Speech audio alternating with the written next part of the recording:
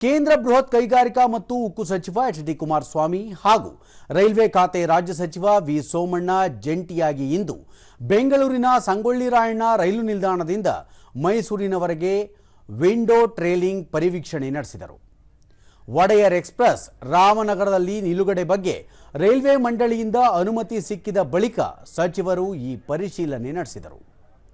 ರಾಮನಗರದಲ್ಲಿ ನಿಲುಗಡೆ ಸಂಬಂಧ ಸಚಿವ ಕುಮಾರಸ್ವಾಮಿ ರೈಲ್ವೆ ಸಚಿವ ಅಶ್ವಿನಿ ವೈಷ್ಣವ್ ಮತ್ತು ರಾಜ್ಯ ಸಚಿವ ಸೋಮಣ್ಣ ಅವರೊಂದಿಗೆ ಈ ಹಿಂದೆ ಚರ್ಚೆ ನಡೆಸಿದ್ದರು.